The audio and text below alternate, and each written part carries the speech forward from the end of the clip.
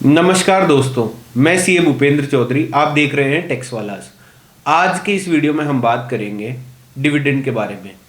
आपने अक्सर सुना होगा कि कंपनी ने अपने शेयर पर 5 रुपये डिविडेंड दिया है, 10 रुपये डिविडेंड दिया है।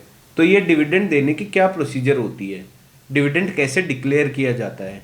अब डिविडेंड किन्हें दिया जाता है? डिविडेंड दिया जाता है कंपनी के शेयर होल्डर्स को। शेयर होल्डर्स कौन होते हैं? कंपनी के मालिक। तो डिविडेंड क्या होता है? Dividend is a simple distribution of profits earned by the company.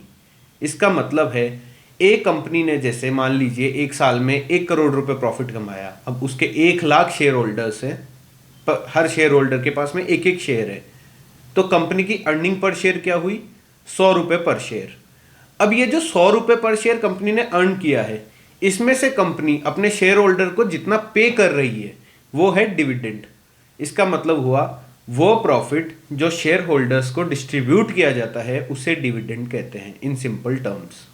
अब बात करते हैं कि कंपनी ने ये डिविडेंड डिक्लेयर जो किया, जैसे अभी हमने बात करी 100 रुपये पर शेयर कमाया, लेकिन कंपनी ने मान लीजिए दिया 10 रुपये। तो ये 10 रुपये कैसे डिसाइड हुआ, या ये 10 रुपये देने की प्रोसीजर क्या रहेगी? तो सबसे पहले देखिए, डिविडेंड 2 टाइप का हो सकता है। एक होता है इंटरिम डिविडेंड, एक होता है फाइनल डिविडेंड।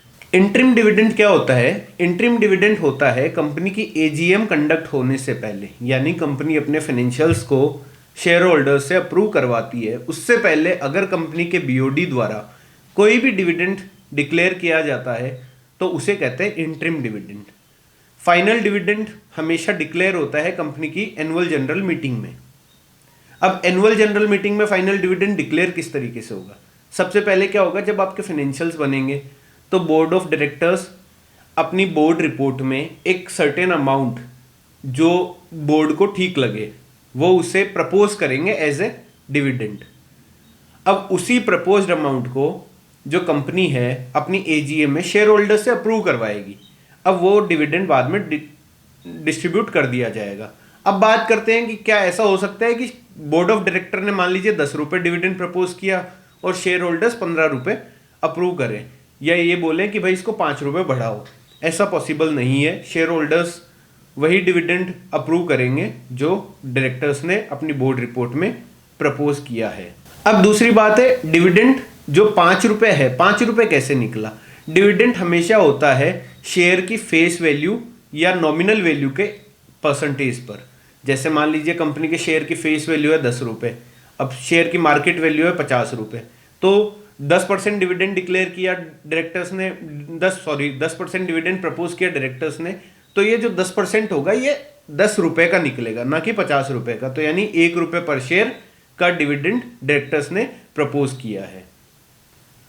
अब हम बात करेंगे कि डिविडेंड किस में से दिया जाता है। डिविडेंड हमेशा दिया जा सकता है कंपनी ने जो करंट ईयर में अपने प्रॉफिट्स अर्न किए उनमें से, या कंपनी के प्रीवियस ईयर के कोई प्रॉफिट्स हैं उनमें से, या इन दोनों में से भी दिया जा सकता है। एक चौथी चीज और होती है कि out of the funds provided by central government under any guarantee. मान लीजिए कोई पीएसयू है, सेंट्रल गवर्नमेंट ने गारंटी दी हुई है कि हम हमारे शेयर होल्डर्स के लिए 10 रुपये डिविडेंड देंगे। इसके लिए शेयर होल्डर्स ने अपने पीएसयू कंपनी को फंड्स दिए, तो उन फंड्स में से भी डिविडेंड दिया जा सकता है। अब अगली बात आती है कि मान लीजिए किसी साल में कंपनी के कोई प्रॉफिट्स ही नहीं है या बहुत कम प्रॉफिट्स है, तो क्या उस केस में भी कंपनी डिविडेंड डिक्लेयर कर सकती है? जैसे अब कंपनी के शेयर होल्डर्स की इच्छा है कि उनको कुछ पैसा तो मिले, तो डायरेक्टर्स क्या उस केस में भी डिविडेंड प्रपोज कर सकते हैं? तो इसका आंसर है बिल्कुल, ऐसा किया जा सकता है। ऐसा कैसे किया जा सकता है? कंपनी के मान लीजिए अक्यूमुलेटेड प्रॉफिट्स हो, तो उनमें से डायरेक्टर्स जो प्रीवियस ईयर्स तक के अक्यूमुलेटेड प्रॉफिट्स हैं उनमें से डिविडेंड प्रपोज कर सकते हैं, लेकिन इसकी कुछ सर्टेन कंडीशंस हैं। अब वो कंडीशंस क्या हैं? सबसे पहली कंडीशन है कि जो प्रपोज डिविडेंड है इन केस ऑफ इनएडिक्वेट प्रॉफिट्स, इनएडिक्वेट या एब्सेंस ऑफ प्रॉफिट में अगर जो प्रपोज डिविडेंड की रेट ऑफ डिविडेंड है वो रेट पिछले 3 साल की जो एवरेज डिविडेंड डिक्लेरेशन की रेट थी उसके एवरेज रेट से ज़्यादा नहीं हो सकती। फर्स्ट कंडीशन ये है। जैसे मान लीजिए पिछले 3 साल में कंपनी ने एवरेज 16-17% की रेट से डिविडेंड दिया है, तो आपका इस साल का डिविडेंड 16% से ज़्यादा नहीं हो सकता। अब इसमें सेकंड कंडीशन क्या है? सेकंड कंडीशन होती है कि कंपनी अपने प्रॉफिट्स में से जो पैसा निकालेगी डिविडेंड देने के लिए, वो पैसा आपकी शेयर्स की पेड अप वैल्यू प्लस आपके जो फ्री रिजर्व्स हैं उनके 10% से ज्यादा नहीं हो सकता। मान लीजिए 1 लाख शेयर से 10-10 रुपए के, तो 10 लाख की शेयर कैपिटल और 5 लाख के फ्री रिजर्व से तो 15 लाख रुपए। अब 15 लाख का 10% कितना हुआ? 1.5 लाख रुपए। तो आप इस साल में टोटल 1.5 लाख रुपए का डिविडेंड दे सकते हो, इससे ज्यादा का डिविडेंड नहीं दे सकते एज पर सेकंड कंडीशन।